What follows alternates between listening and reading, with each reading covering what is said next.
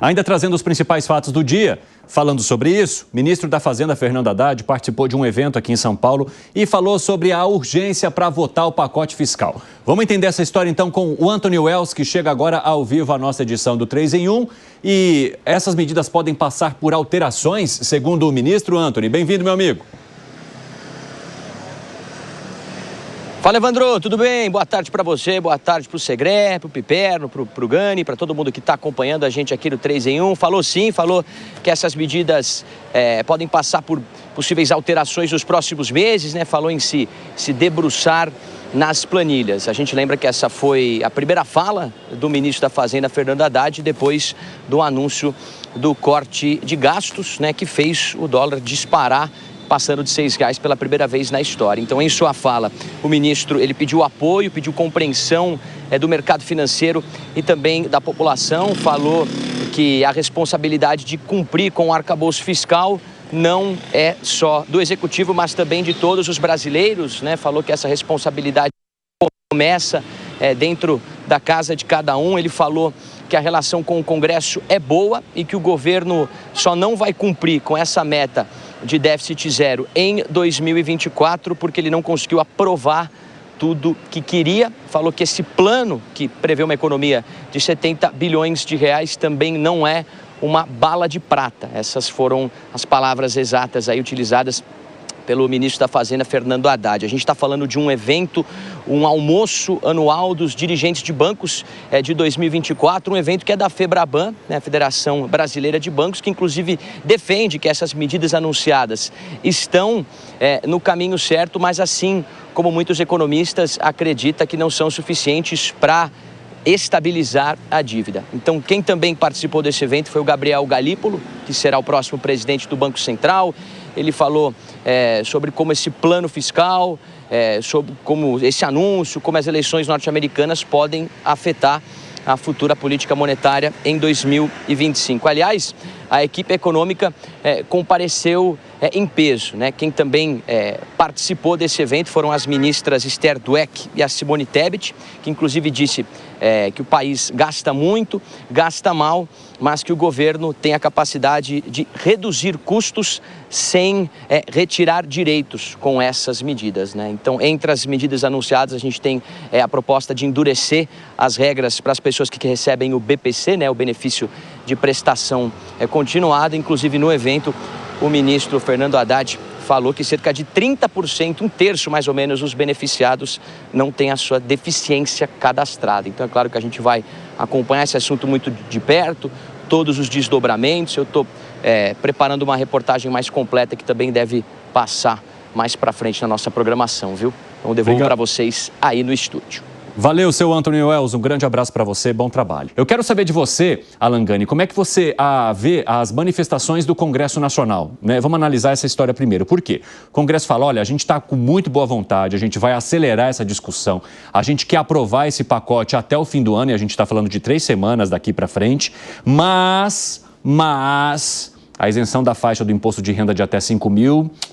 Nesse momento, não. Ficaria só para o ano que vem. Ou seja, tudo indica que isso aí sequer deveria ter sido anunciado agora, junto com o pacote pelo governo federal? Exatamente. Este foi o grande erro do governo federal. Misturou o corte de gastos com uma reforma no imposto de renda. E aí deu todo este ruído no mercado que poderia ter sido evitado. Provavelmente, se eles não lançassem essa reforma do imposto de renda, a reação, por mais que o pacote de corte de gastos tenha sido tímido, seria uma reação positiva. O dólar não teria rompido a barreira dos R$6. Estaria em alguma trajetória de queda. Não uma queda significativa, mas operaria numa trajetória de queda. Então, o Congresso Nacional faz a sua parte e tenta melhorar este pacote fiscal. Vamos num giro objetivo. Fala, Segré. Bom, se bem que depois eu gostaria de entrar muito mais no mérito dos números. Nós vamos trazer esse tema de volta, prometo para vocês. Perfeito. O que fica muito claro é que o timing foi errado. O dólar a 6,11 hoje chegou. Eu gostaria de saber, da mesma forma que sumiram os artistas das proteções ambientais, aonde que está a Simone Tebet, que quando o dólar estava 4,26, soltou o verbo contra o governo Bolsonaro, chamando de incapaz, de incompetente. E não é somente elas, um monte de gente que está junto com o governo, um aliado do governo, reclamando do governo anterior.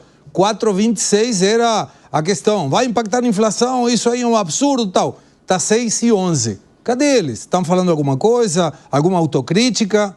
Ah, não? Tá bom, então deixamos aí. Ô Zé Maria Trindade, o Congresso está com boa vontade mesmo? Está com boa vontade, mas de aprovar alguma coisa. Na verdade, já é tradicional, né? O Congresso tem boa vontade até demais com a chamada pauta econômica do governo. O ministro da Fazenda, Fernando Haddad, piscou primeiro aí nessa reportagem que mostra ele falando lá que não é uma bala de prata o programa dele e que é possível mudar. Não é que é possível, é que haverá mudanças. É a única certeza que eu tenho. Haverá mudanças nesse pacote do presidente Lula. O que aconteceu? Apanhou tanto o governo que admitiu, não é possível aprovar num pacote de gastos um gasto muito maior, um perdão de arrecadação grandão, que é imposto de renda. Eu acho que a tabela de contribuição de imposto de renda deve ser reajustada, sim, deve-se, porque eu nem chamo isso renda, né? Isso é salário, é imposto sobre salário. Eu detesto esse nome, imposto de renda. O cara ganha 3 mil e paga imposto de renda, 3 mil reais de salário, é 3 mil reais de salário, não é renda, né? E tem esse nome esquisito, nem sei porquê. Devia assumir logo, imposto sobre salário, né? E não podia mesmo. Então, o que acontece? O climão é esse. Conversei com vários líderes, estou vindo agora de um evento muito importante do SIMP, o Sindicato da Micro e Pequena Indústria, né? E Joseph Cury dizendo exatamente sobre o peso que é os impostos. Ele é um otimista, estava lá com o Geraldo Alckmin e tal, e todos comentavam exatamente a situação do corte de gastos, quer dizer, é um momento.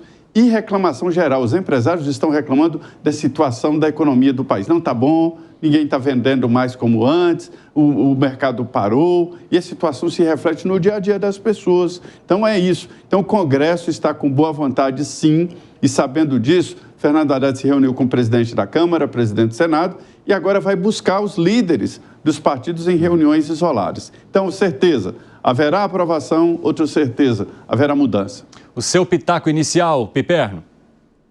De fato, haverá aprovação com mudanças e o governo deixa o Congresso numa sinuca de bico. Veja, é um momento em que, no terceiro trimestre, o lucro das empresas, das grandes empresas do Brasil, tirando as financeiras, cresceu 84% em relação ao mesmo período do ano passado. Ou seja, elas não passam exatamente por um momento crítico. E aí, o que acontece? O governo, quando lança a ideia da isenção do IR, ele sabe que isso não vai ser votado agora. Ora, sendo votado em 2025, até pelo princípio da anualidade aí dos impostos, ele poderia valer apenas em 2026. Então, não vai haver nenhum tipo de renúncia fiscal em relação a isso em 2025. Mas aí ele deixa uma outra pegadinha para o Congresso, que já lançou o seu pacote alternativo. Esse pacote alternativo prevê a mexer nos pisos para saúde e educação. Ora, o ônus para isso fica com o Congresso, que o governo sabe que essa é uma batalha perdida.